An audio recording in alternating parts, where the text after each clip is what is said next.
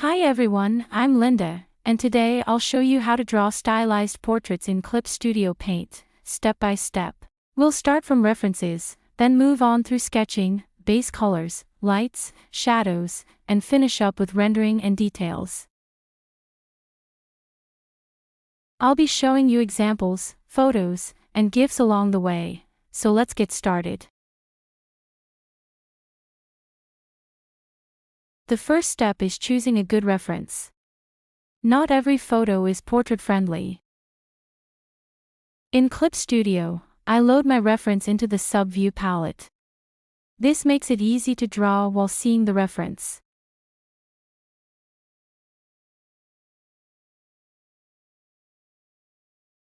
Faces can feel overwhelming, so let's break them down into simple shapes. The head is a sphere with a triangular jaw. Eyes can be drawn as ovals or almond-shaped. The neck is a cylinder and the torso is a rectangle. I recommend using the Loomis method to break down the head. You just need to start with a sphere and add guidelines. Start with a sphere and divide it into halves. Add the jawline as a triangular form, draw the neck as a cylinder and the torso as a rectangular form.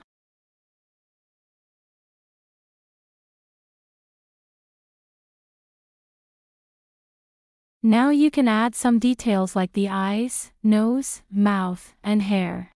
You can use the Liquify tool if you see something off. Use your guidelines and shape breakdown to sketch if you want.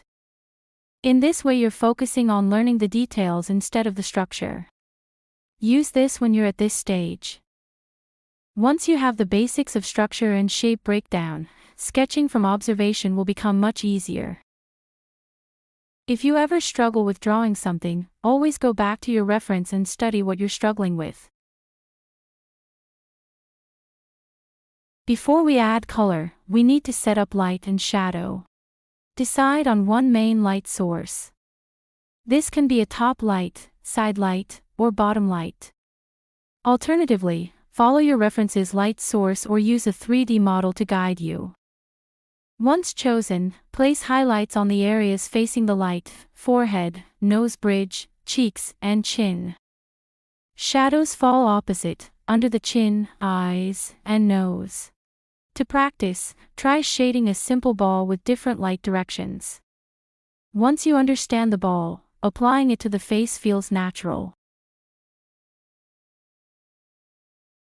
You can check your values by using grayscale. To do so, add a new black layer on top of your painting and set it to color. When active, this layer will display your painting in grayscale. Now let's refine with a value study. Values are how light or dark a color is. Strong values make your portrait read clearly, even without color. Weak values, on the other hand, make it look flat.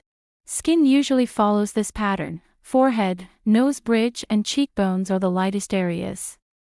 Cheeks and neck are in midtones. Eye sockets, under the chin and near the hairline, are the darkest. Once you have good values, your painting will look good in any color. Now we polish. Blend shadows into midtones smoothly using a soft brush or the blend tool.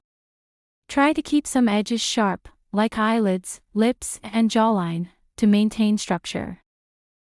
Blend in a back and forth motion, with short strokes to keep texture. Sparingly use circular motion, I mainly used it for the shoulder bone.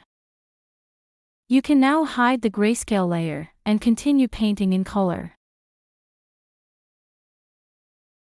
You can correct disproportions using the Liquify tool. Always keep an eye on your values by reactivating the grayscale layer from time to time.